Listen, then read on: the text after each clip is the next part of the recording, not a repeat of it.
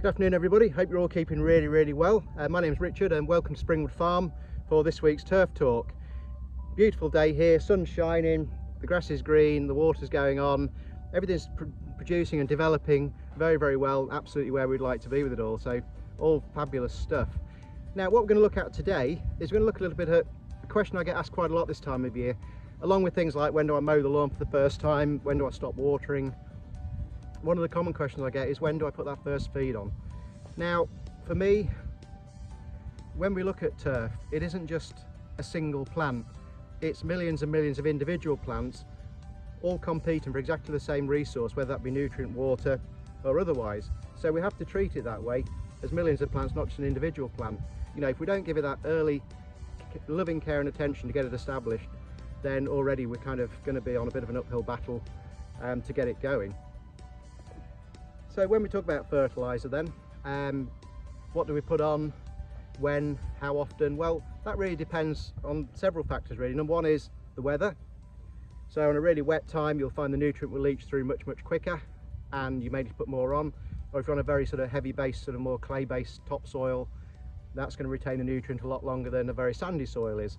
So therefore the sandy soil is probably going to need a more frequent application. So again, there's no hard and fast rules. My general rule of thumb is have a look at every 4 to 6 weeks. Try and avoid the peaks and troughs and just keep it nice and steady. So as soon as you see that colour just starting to go, let's get that next feed on. Always better to do it for some rain on the forecast, of course, but if not, check with your local water authority and make sure you're okay to water it in. If not, then it's worth holding back rather than risk the chance of scorching. As with anything we put on our lawns, always follow the manufacturer's recommendations. And the other thing I would say is don't get too blinded by the numbers on the bags. Now, if you go out and you want to buy some fertilizer, then just go to wherever you're buying it from and say to them, look, I'm looking for a good quality spring fertilizer, autumn fertilizer, whatever time of year you're putting it on, and there's enough qualified advisors out there to give you the right advice for your particular situation, your particular turf. So never be afraid to ask the question. Now today I'm going to go and put some fertilizer on our little lawn outside the main office, and we're going to head over there shortly, but before we do that we're going to have a look at a couple of typical spreaders that we might use, particularly in a domestic situation, just explain their functions and how they work.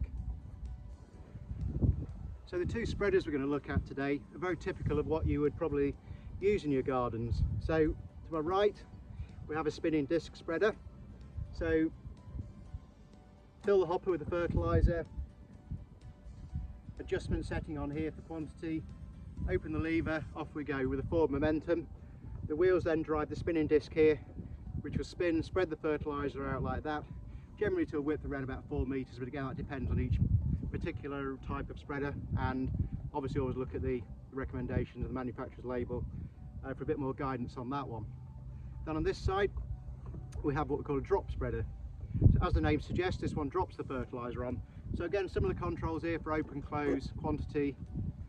Then on the inside the gate will open and the fertilizer will drop directly to the floor. Now they both have their advantages. Now I particularly like this one, and I like to go sort of a half rate of fertilizer with 2 passes, 1 in each direction.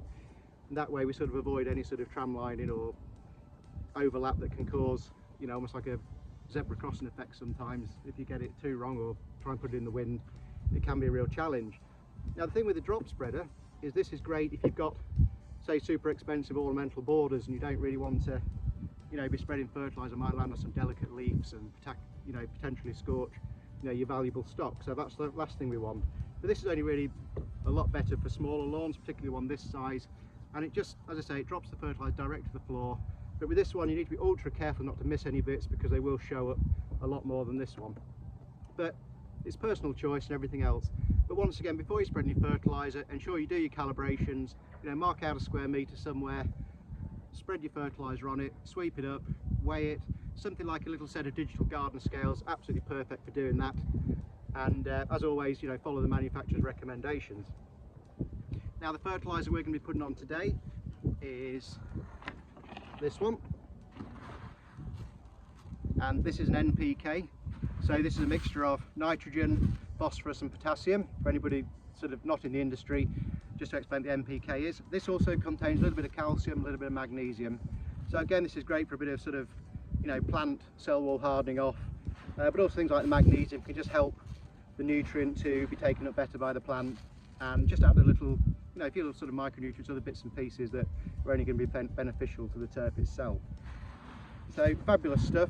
So I think what we'll do now, we'll head over to the office and we'll go and get the small lawn fertilised, and we'll catch you over there in a minute.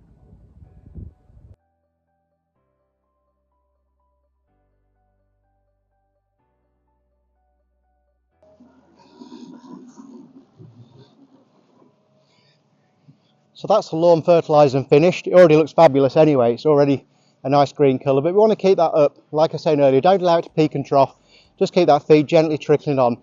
Now, if you're interested, I've used a 15-5-15, sort of 2 to 3 month slow release. So this one's just trickling the nutrient in there nice and steadily for us, keeping the lawn in great condition. If you're going out to buy fertiliser, don't get too blinded by all the numbers. There are so many out there. Just a general request for a good quality spring lawn feed or summer lawn feed, autumn lawn feed, depending on the time of year, should be adequate. There are plenty of qualified people out there that will advise you accordingly on what to use for your particular type of soil and particular type of turf. So fabulous stuff. And if you're out at the weekend, like I say, always read the recommendations on the label and before you apply, to make sure that everything goes right. So in the meantime, thank you as always for watching. I hope you enjoyed the video. I really enjoy making them. And please continue to like, to share, to retweet, subscribe to the channel if you haven't already. Finish off. Have a great weekend, everybody. Catch you next week. Take care, everyone. See you later.